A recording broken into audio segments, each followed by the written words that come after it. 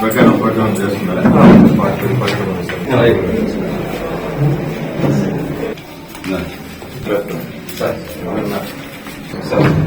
అంటే మీరు కరెక్ట్ గానే చేస్తారు. అంటే తారుమారు చేయడానికి కూడా వీలు లేకుండా క్లియర్ గా ప్రతి విలేకరులు కూడా మాతోనే వస్తా ఉండరు. వాళ్ళ వీడియోలు ఉన్నాయి, మా వీడియోలు ఉన్నాయి. ఈ కూటమి ప్రభుత్వం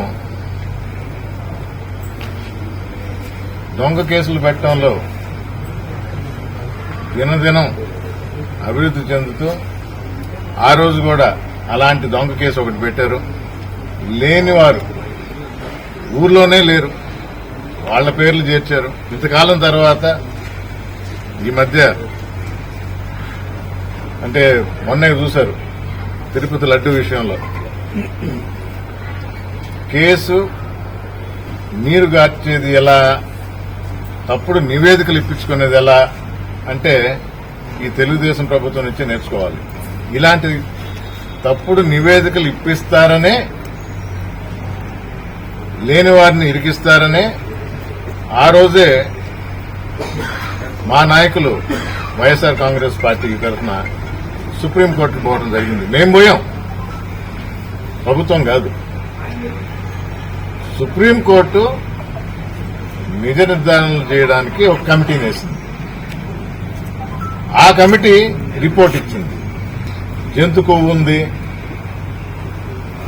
ఫిష్ ఆయిల్ ఉంది అని హిందువుల మనోభావాలు దెబ్బతినేలా సాక్షాత్తు ముఖ్యమంత్రి చంద్రబాబు నాయుడు గారు సినిమా బక్కీలో డ్రెస్లు వేసుకుని డిప్యూటీ సీఎం పవన్ కళ్యాణ్ గారు మరి శుద్ధి చేశారు.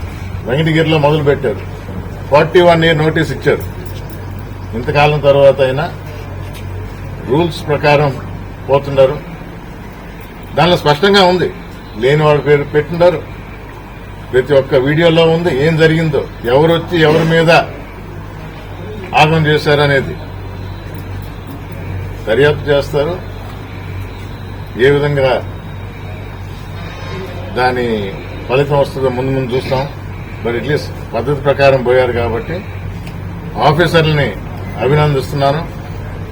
అలాగే నిన్నే కొత్తగా మున్సిపల్ కమిషనర్ 21 సంవత్సరాల తర్వాత 21వ తేదీన 21 కమిషనర్